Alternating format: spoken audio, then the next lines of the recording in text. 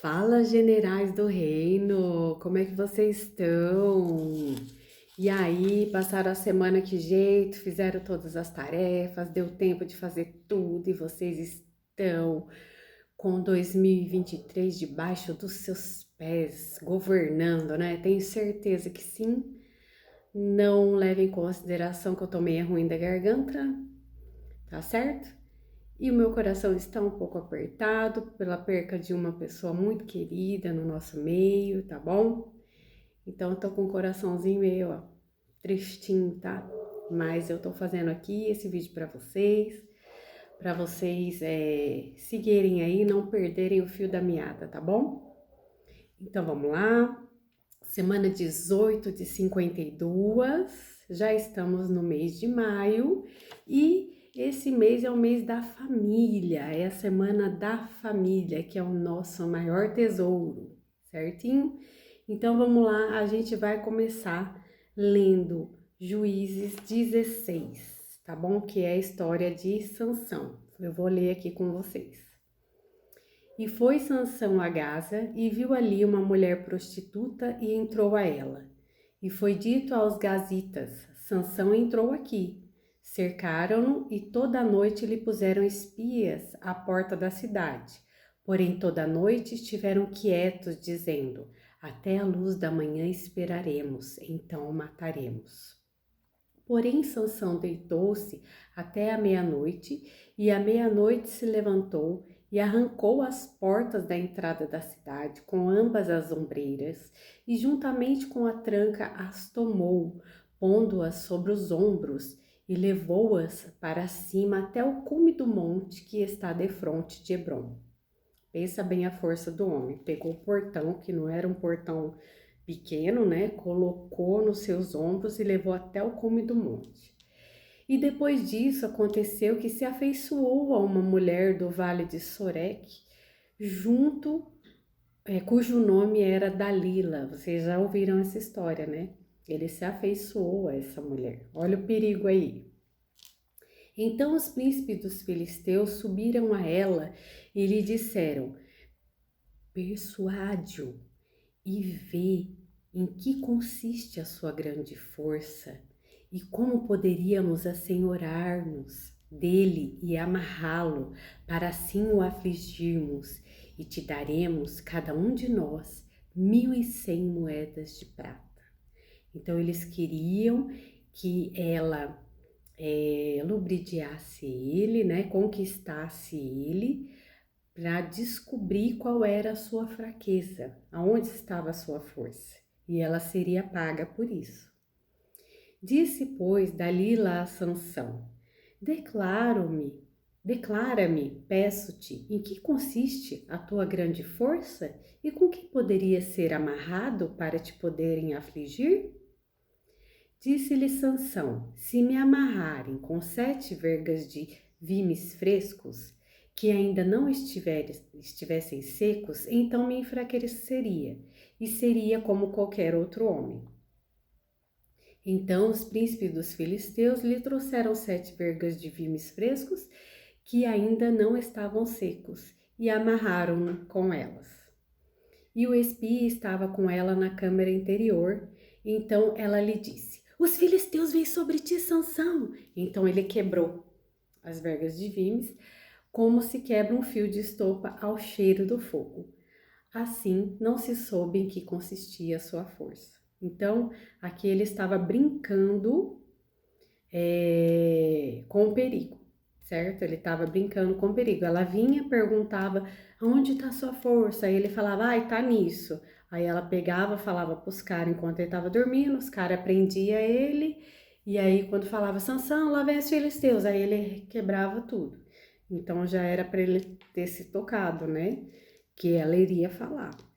Então, tipo, ele estava confiando, ele estava brincando com o perigo, claro, mas ele estava confiando também em pessoas erradas, né?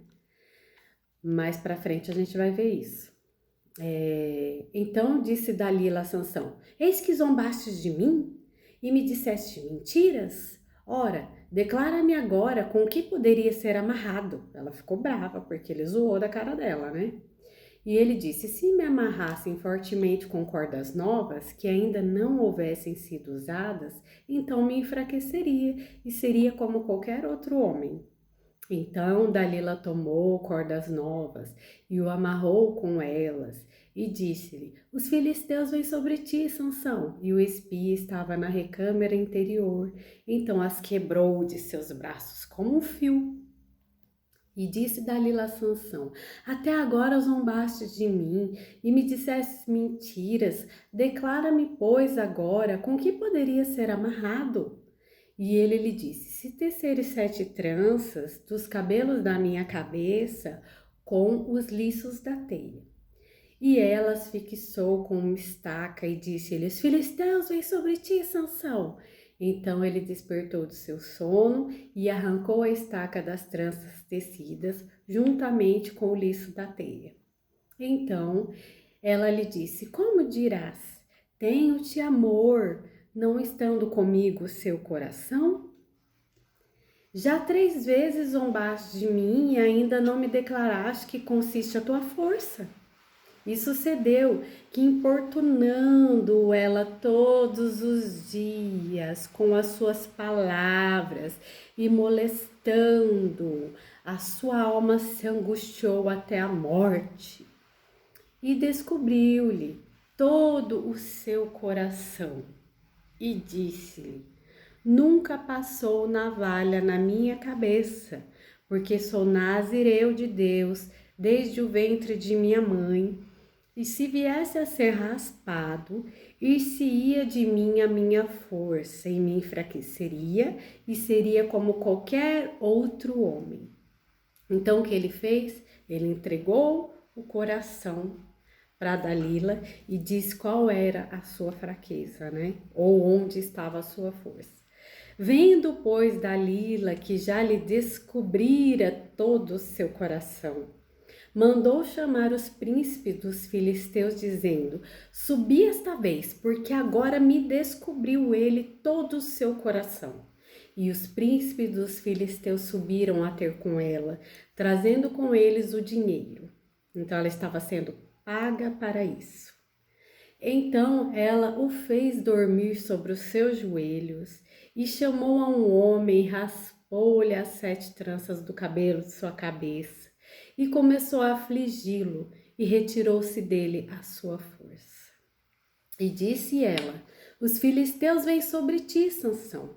E despertou ele do seu sono e disse: sairei ainda esta vez como dantes e me sacudirei, porque ele não sabia que já o Senhor se tinha retirado dele.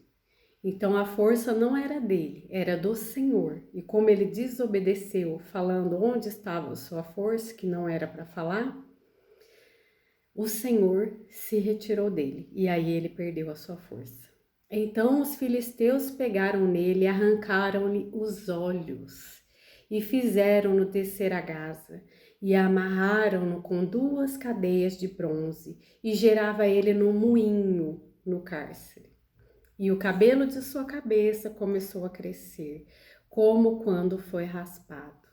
Então os príncipes dos filisteus se ajuntaram para oferecer um grande sacrifício ao seu deus Dagom e para se alegrarem e diziam: nosso Deus nos entregou nas mãos a Sansão, nosso inimigo.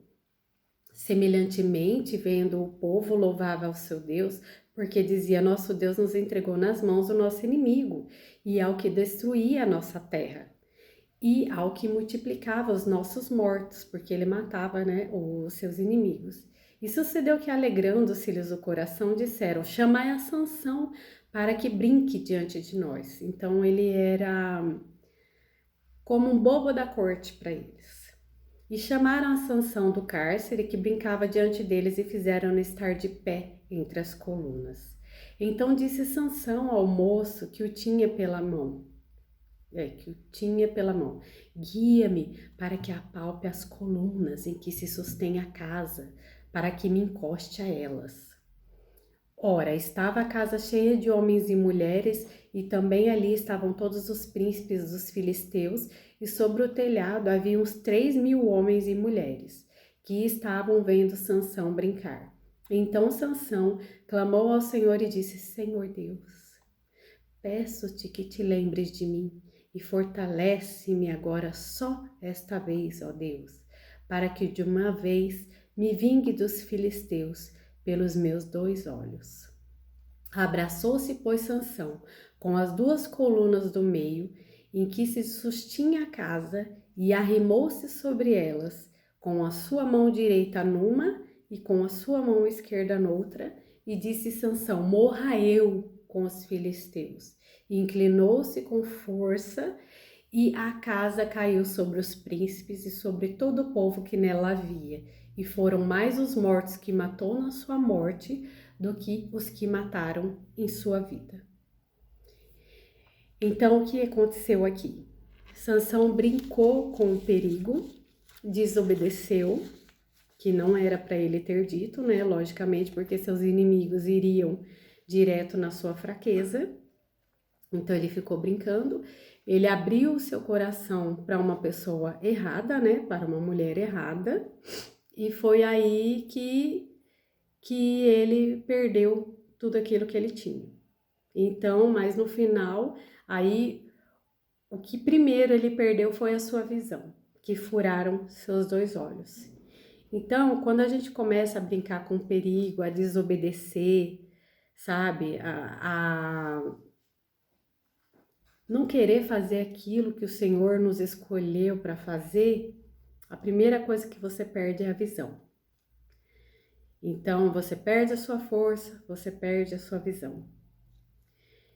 Então, como aqui é da família, nós precisamos blindar o nosso coração. Tratar o nosso coração como se fosse um recém-nascido.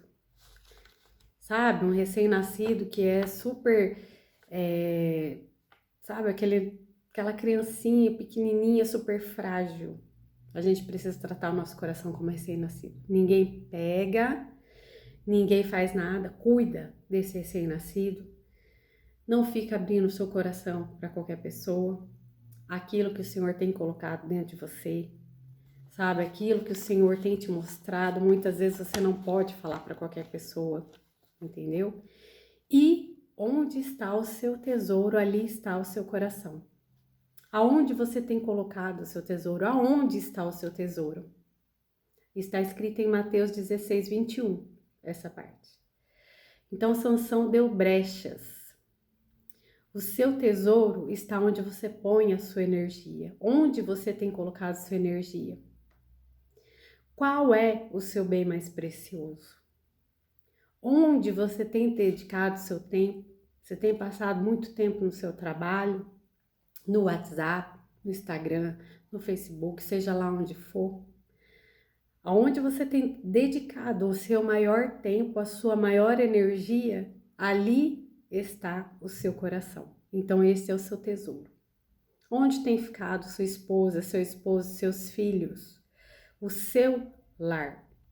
O dinheiro compra muitas coisas, mas ele não consegue comprar uma família. Um lar que seja saudável. Esse lar saudável depende de você, sabe? Se você é casado e você é o homem da casa, você é o sacerdote do lar. Essa família tá do jeito que tá, pode ser que você tenha parte nisso, culpa nisso. Você não tem se posicionado. Ou você, mulher, às vezes você não tem se posicionado. Então, tem 3 esferas da família. A primeira é a casa, que é a casa física, que às vezes ela precisa sim de reforma, ela precisa de ajustes, entendeu? Porque dependendo como tá a sua casa, tudo se reflete, sabe? Se tá tudo caindo aos pedaços, reflete sua vida, o seu emocional. O segundo é o lar, que é o emocional, é a alma da casa. Então, como está a sua casa física? Como está a sua casa emocional? A alma da sua casa, como tá? É uma casa só de briga? Que tem muitas rachaduras? O filho não obedece? Os pais não se respeitam entre si?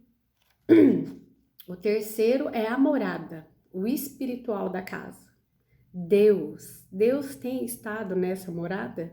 Deus tem feito morada nesse lar? Você é o reflexo dessas três esferas, da sua casa, do seu lar e da sua morada. A sua família vem em primeiro lugar, porque a família a gente pode dividir em três partes. Isso eu entendi perfeitamente. A família 1 são seus pais, a família 2 é você e o seu cônjuge, a pessoa com quem você está, a pessoa que você se casou, e a terceira são os seus filhos, que precisam ser treinados. Você tem treinado os seus filhos? Ou você sabia que o cachorro de pessoas que trabalham muito, é muito difícil de treinar um cachorro? Porque o cara trabalha tanto e ele gasta tanta energia lá no seu trabalho que chega em casa, ele não quer dar voz de comando pro cachorro, entendeu?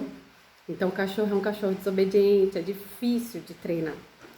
A mesma coisa é os filhos, o pai tá tão cansado, trabalhou tanto o dia inteiro, ou a mãe, que chega no final do dia, ele não quer dar voz de comando, sabe? Ele não quer perder energia para educar os filhos, porque ele já chegou no seu limite de canseira. Então, quer dizer, você tem gasto energia demais no seu trabalho, mas não tem gasto energia nas suas flechas. Os filhos, a Bíblia diz que os filhos são como flechas, entendeu? Então, essas flechas precisam ir mais longe do que você. E Deus vai pedir conta dessas flechas. O que você tem feito com essas flechas? Como seus filhos estão? Você tem quebrado essas flechas? Você tem perdido elas pelo caminho? Então depende muito de como você tem educado os seus filhos. Deixa eu tomar um pouquinho de água aqui. Desculpa aí, hein? Então, a transformação de gente vai mudar tudo. Comece primeiro a transformação por você. Comece transformando o que precisa aí. Coloca no papel qual é essa área. O que precisa ser transformado? Na família 1, na família 2 ou na família 3? Porque a palavra diz o seguinte: deixará o homem pai e mãe e unir-se-á a sua esposa, certo? E ambos vão ficar juntos. Então, muitas vezes, tem pessoas que levam os pais para dentro do casamento. Aí dá ruim, aí dá treta, dá problema, porque é para você deixar pai e mãe, para você continuar respeitando e honrando, mas eles precisam entender o lugar deles, entendeu? E às vezes você fica mais com seus pais do que com seu cônjuge. Você não tem liberdade, não tem privacidade, porque sempre seus pais estão junto, sabe? E o outro como se sente com isso? Entendeu? Não tem uma liberdade, não tem uma privacidade, porque você não largou aquela família, você continua preso àquela família. E aí o seu cônjuge fica inseguro nessa questão, entendeu? Porque você não colocou seu coração nisso, você não tá colocando energia no casamento de vocês para fazer uma nova família, entende? Então, muitas vezes é só questão de ajuste para tudo dar certo. Então, mas é meu pai, não, nunca vou deixar meu pai. Então, a sua prioridade não está sendo a sua família, entendeu? Os seus pais já tiveram a família deles e os pais deles foram embora, entende? E depois os seus filhos vão embora e quem vai ficar vai ser vocês dois, né? Isso assim, num curso, se nada der, porque às vezes pode ir eu primeiro, né? Ou você primeiro. Mas assim, os pais se vão, os filhos se vão, aí você coloca todo o seu coração no seu filho, daqui a pouco ele vai embora e quem vai ficar é o seu cônjuge. Então você tem que cuidar da sua família e a sua família é a prioridade. A sua família vem em primeiro lugar. Se tá dando problema, os parentes envolvidos, então você tem que falar, não, a minha família agora sou eu, minha esposa, a gente vem em primeiro lugar, entendeu? Você tem que deixar para trás, continua respeitando, cada um vive a sua vida, entendeu? Agora, se você for querer trazer para dentro do seu casamento, vai ser muito difícil dar certo, vai ser muito difícil. Então, trate o seu coração e trate ele como recém-nascido e não deixe entrar raiz de amargura, ódio, sabe? Nada disso. Trate ele, não deixe esses vírus atacar esse recém-nascido, certo? Então, a primeira semana, essa semana, é semana de tratar prioridade, tá certo? O tempo, o lugar, estratégia. Se a prioridade é a sua família, quanto tempo que você vai precisar para dedicar à sua família? O lugar, a estratégia, o que você vai fazer para mudar isso? Aí ele falou da questão do... Lembra que uma aula a gente colocou os 5 pilares da prosperidade, que é o salário, o lucro, patrimônio, renda passiva, renda eterna. Então, a gente precisa investir na renda eterna, que é aquilo que não quebra, entendeu? Ainda que você não tenha dinheiro, ainda que tudo, mas você continua ali em amor com a sua família, entendeu? Você vai entregar essas flechas para o Senhor. Quando o Senhor te perguntar o que você fez com a sua família, o que aconteceu com a família que eu pus nas suas mãos, entendeu? Você tá aqui, Senhor, olha aqui, a minha família, entendeu? É do Senhor. Eu gastei energia, eu fiz tudo o que eu podia pela minha família. Então, vamos lá, vamos ver o que você vai fazer na família 1. O que você vai fazer na família 2 e o que você vai fazer na família 3, que é seus pais, vocês dois e os seus filhos. Nessas 3 áreas, o que você precisa mudar para melhorar a saúde emocional, física e espiritual dessa família? Depende de você, você dá ordem de comando e você ser o líder, o sacerdote dessa casa. O livro que nós vamos ler, as tarefas, olha só, foque primeiro no seu maior ministério, que é a sua família. Ministério é questão de igreja também, mas não é o seu maior ministério, porque a igreja começa em casa. Se a sua família não estiver bem, como você vai ser o santo lá na igreja? Como é que você vai servir a Deus lá, sendo que a sua família está toda desestruturada, entendeu? A igreja começa em casa, então foque nesse bem mais precioso que você tem. O livro é O Propósito da Família, do Luciano Subirá. Aí tem outro livro também, esse é o livro do 10 em 1, tem o livro do 20 em 2, que é Como os Gigantes Caem, do Jim Collins. O texto bíblico é Juízes, que a gente leu aqui do Sansão é Juízes 16, mas o texto que na questão, o texto bíblico é para a gente ler é Juízes inteiro, rapidinho, numa sentada você já consegue ler tudo, tá? O filme é Um Divã para Dois, então para você assistir com o seu esposo ou com a sua esposa, porque vai falar muito com você a esse respeito de conseguir vencer junto, né? E a modelagem é a Helena Tanuri. Amo a Helena Tanuri. Vou amar ver a história dela. O jejum é terça, quinta e sábado, sopa de legumes, quentinha. Deixa a carninha de lado aí, tá bom? Vai trazer muitos benefícios para você.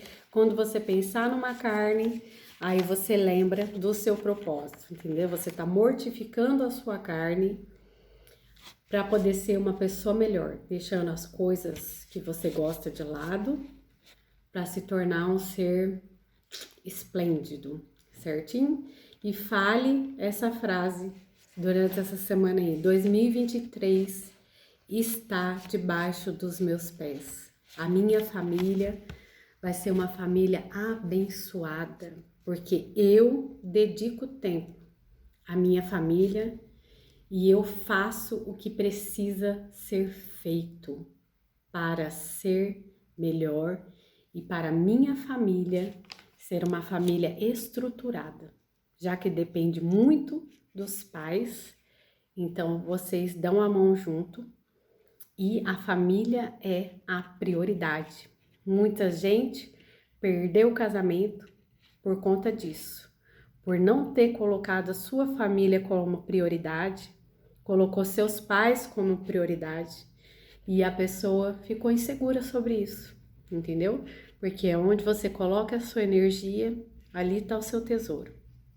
Onde o seu tesouro é onde você coloca o seu coração, ali está o seu coração. Então, se você coloca o seu coração nos seus pais ou nos seus filhos, mais do que o seu cônjuge, vai dar ruim, tá certo? Todo mundo quer ser amado, todos querem ser respeitados. Então, se posicione. Se você quer continuar com uma família, entendeu? O divórcio, a separação não é uma escolha, entendeu? Lute até a morte pela sua família, que é o seu bem maior, tá bom? Um beijão para vocês, um grande abraço, fiquem com Deus, façam as tarefas, curte, compartilha, comenta, tá bom? Um grande abraço.